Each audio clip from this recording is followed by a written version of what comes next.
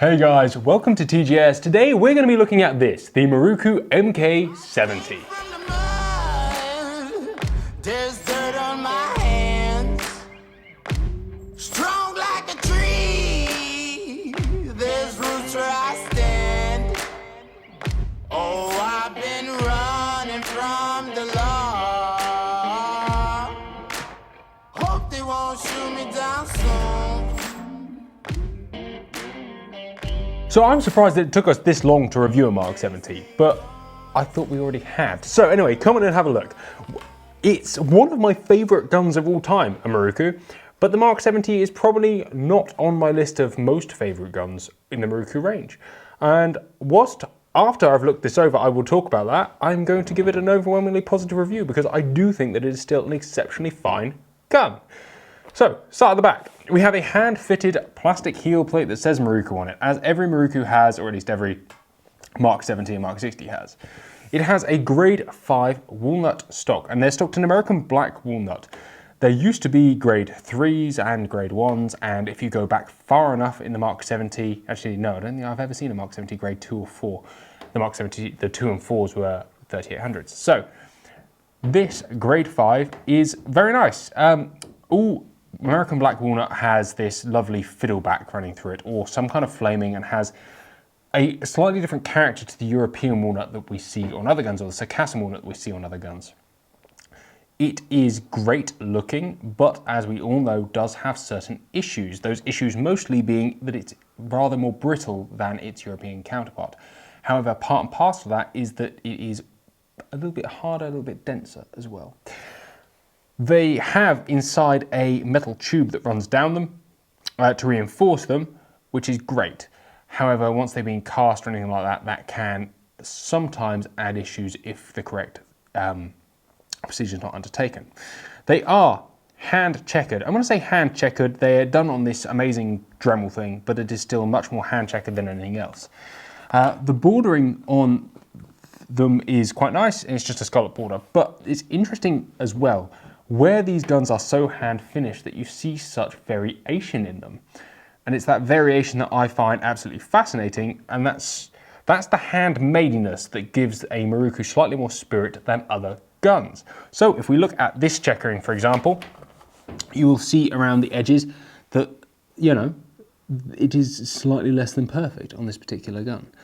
Not that there's anything wrong with it, but that is part and parcel of buying a handmade gun, is there is slight imperfections with the way they've chased it out. More importantly, when we look at the action, we have similar things. But before we look at the action, this Mark 70 is a manual safe edition. Most Mirokus come manual safe and can be converted to auto very simply. Most Mirokus, in fact, inside the box, and Brownings that have a little bar that just clips into the side. And one day we shall do a video on how to convert a Miroku to manual safety, because it is so intrinsically simple that most people can do it at home. I can't believe I just said that, but it is indeed very simple. The Mark 70 has a fixed trigger, and although there is a Mark 38 that now is very similar to one of these, the Teague Sporter, in terms of multi-choking and such, it has an adjustable trigger and a slightly higher comb. So the Mark 70 has a slightly higher comb, and in fact Mark 70s over time have different comb heights. So in the trueness of long-term reviewership, there are various comb heights on Mark 70s. Make sure that you are happy and the one that you have fits you well. They are now higher than they were, although they used to be high and then they dropped a lot and then they went high again. The grip is a standard Miroku sweatback grip. It is ambidextrous grip-wise, but they all are right-handed unless you order a left-handed one. The action is a beautifully scroll engraved action, as is the trigger guard itself.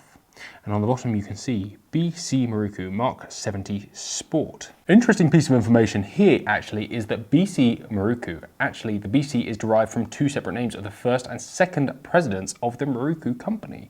The B is Bukichi Miroku and the C is Chiyoki from Edo Chiyoki. That is my interesting information of the day.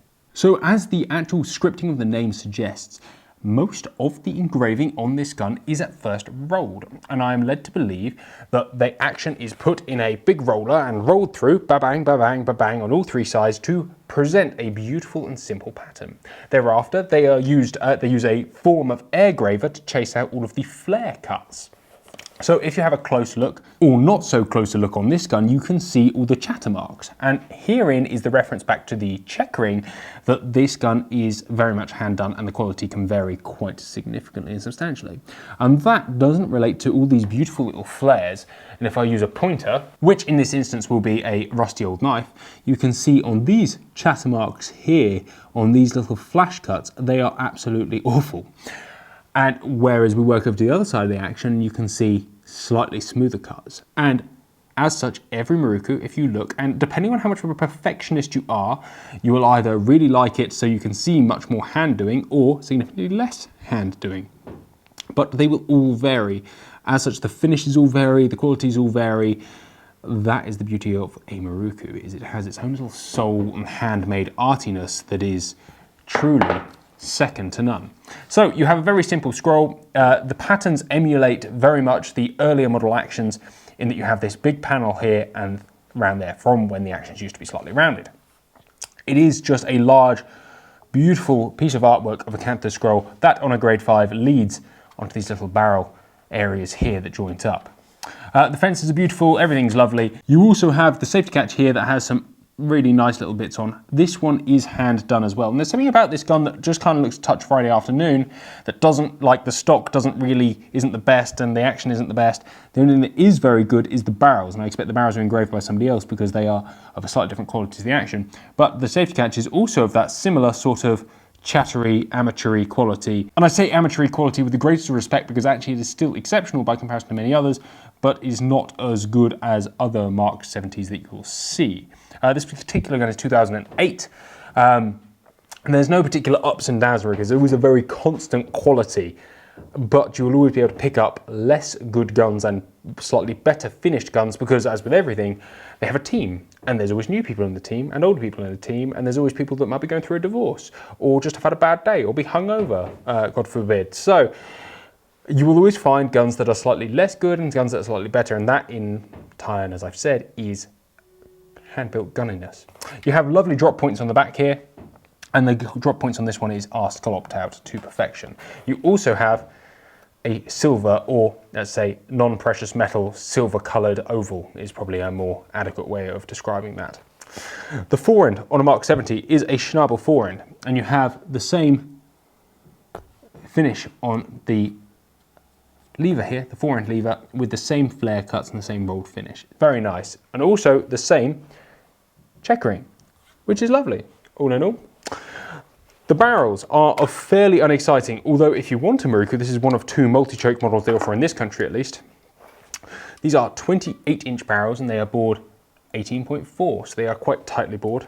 The beauty of the grade 5s, you have these lovely little wooden inlets that most people won't ever pick up on, but it's such a lovely touch just to have that whole thing closed. You have a solid midrib, a ventilated top rib, which is in a sporting fashion. It's the standard Browning sporting rib with the tram lines down the middle, the white bead sight and the front white bead sight. This one has had a orange true glow high vis very useful thing at some point, and it is in vector plus multi-choked, and when they come new they come with a full set of 5 chokes, or a set of 5 chokes, supposed to have a full set of 5 chokes. The thing that will interest many of you at the moment about the Mark 70 is that it has a little fleur-de-lis stamp, which means it is proof for superior steel, which is cool. The thing that doesn't interest me about the Mark 70 that does about the 60 and the 38 trap is this. The multi-choke Miroku range are slightly front heavy, as are the Browning multi-choke range, unless you're looking at the high-end sporters, which have managed to add either balancing systems or slightly bigger, deeper, heavier stocks, which is extremely pleasant because it actually just makes for a more shootable, more balanced gun in a multi-choke, which, as I referred to at the beginning, perhaps, is why I prefer the fixed choke Mirokus, is because they handle better. Certainly something, if you're after a heavyweight gun, a fixed choke trap gun is a better option to start building off of. However, if you want something out of the packet, well, this is a really good option for many people out there. But, and not to say that a front heavy gun doesn't balance and handle well, and I should probably put an admission here that I am guilty, as many of us are, of saying if it doesn't handle over the hinge, it's crap. Actually, a front heavy gun has its place. The fact that you can just give it a good old shunt and it will go is a really nice thing. And the fact that it only balances sort of about 3/4, 5/8 of an inch in front of the hinge pin, it's not awfully front heavy. There's many, many worse guns out there. And actually that front end weight can come in handy. However, also bear in mind that this gun is a 28-inch barrel. So now imagine a 30. That's quite a lot of extra front end weight that you might consider getting rebalanced if you were to buy a Mark 70, which can turn one of these into one of the better guns on the market, just for the sake of about 6 ounces in the back, on a 30-inch model at least. However, like I said, the front end weight can come in handy, and actually if you just want to be slightly lazier occasionally, and you don't want to have a gun that's uber responsive and that you're sort of communicating with, you just want to be a little bit lazy, you can just get a gun like this and just give it a tug and it will glide through the air just nice. I lied, by the way, this gun is actually in Vector, not in Vector Plus. So, the Mark 70. It's a great gun. It needs rebalancing, but apart from that, it's wonderful. Pay attention to them because they are indeed hand-finished, handmade enough for it to vary from gun to gun. And with any gun that has any hand finishing, they will vary because they don't just have one bloke doing it. These guys are churning out guns like nobody's business. And they are truly wonderful things. And in a grade 5, exceptionally beautiful for the money. Exceptional and beautiful for the money is probably more correct. Guys, thank you very much for watching. Take care, goodbye, and well, we'll see you next time.